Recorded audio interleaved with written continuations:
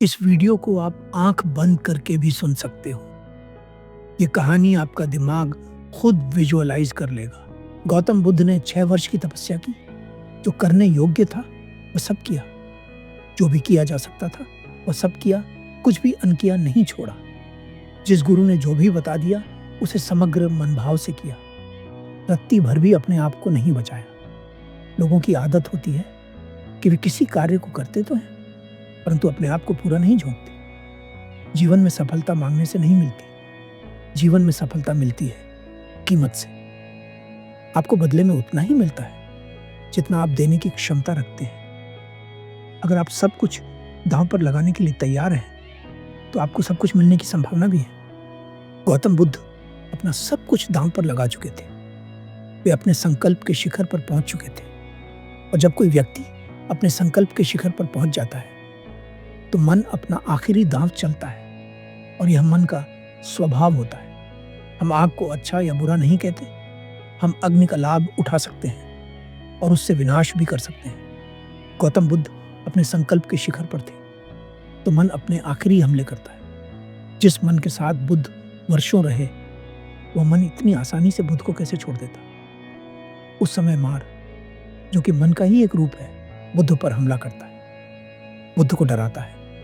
बुद्ध उस वृक्ष के नीचे बैठे हुए हैं। बुद्ध की आंखें बंद हैं परंतु बुद्ध को ऐसा लगता है कि सामने से एक व्यक्ति आ रहा है जो उन्हें मारना चाहता है। पहले तो मार अकेला आता है पर उसके बाद वह अपनी पूरी सेना लाता है जो सभी बुद्ध पर हमला करने के लिए तैयार थे। सबके हाथों में हथियार थे और सभी के चेहरे बहुत डरावने थे। वे सभी बुद्ध को मारने का प्रयास करते हैं पर मृत्यु का भय उसे ही होता है जो स्वयं को शरीर मानता है।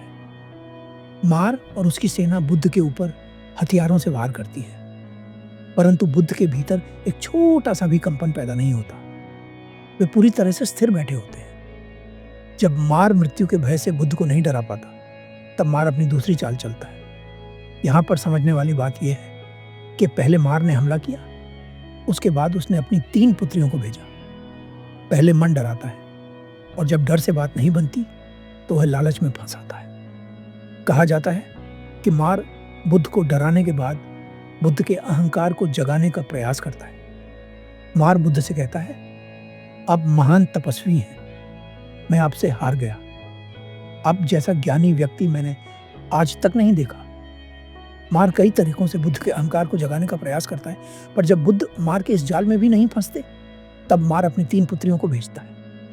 पहले डराया, फिर अहंकार को बढ़ावा दिया, उन्हें मक्खन लगाया कि आप जैसा तपस्वी तो कोई नहीं, आप तो साक्षात ईश्वर हैं। परंतु बुद्ध ना तो डरे और ना ही अहंकार के जाल में फंसे। तब मार ने अपनी 3 पुत्रियों को भेजा जिन्होंने बुद्ध को मोह में फंसाने का प्रयास किया। कोई स्त्री बुद्ध के लिए मदिरा लेकर आई, कोई स्त्री बुद्ध के लिए नाचने लगी, किसी ने अपने शरीर से वस्त्रों को हटाना शुरू कर दिया। कहा जाता है वे तीनों स्त्रियां बुद्ध के चारों ओर घूमने लगी।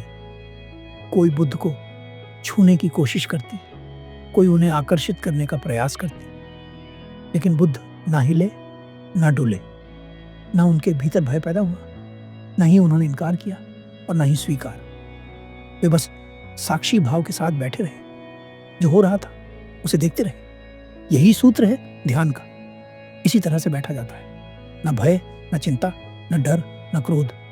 बुद्ध पूरी तरह से जागरूक होकर बैठे थे, पूरी तरह से साक्षी होकर बैठे थे। वे तीनों कन्याएं अपने प्रयास में लगी हुई थी। कोई कन्या बुद्ध के शरीर पर अपना हाथ फेर रही थी, कोई अपने नग्न शरीर को लेकर बुद्ध के समीप जा रही थी। तीनों अप्सराएं इतनी सुंदर थीं कि कोई भी देखकर मोहित हो जाए, परंतु बुद्ध पूरी तरह से जागरूक थे। कहा जाता है कि एक संसारी को फंसाता है मोह और एक सन्यासी को फंसाता है अहंकार। बुद्ध न तो मोह के जाल में फंसे थे, न क्रोध के जाल में फंसे थे, न डर के जाल में फंसे थे और न ही अहंकार के जाल में फंसे थे। गौतम बुद्ध की उस क्षण में कोई अपेक्षा नहीं थी। यहाँ तक कि यह भी अपेक्षा नहीं थी कि वे स्त्रियां उस समय उनके पास नहीं होनी चाहिए। यह एक बहुत बड़ा सूत्र है। जीवन में हम कभी कभी उन चीज़ों का विरोध करते हैं जो हमारे जीवन में होती हैं। बुद्ध ने एक बार भी शिकायत नहीं की कि मैंने इतने दिन ध्यान किया, फिर भी यह मार मुझसे युद्ध करने क्यों आ रहा है?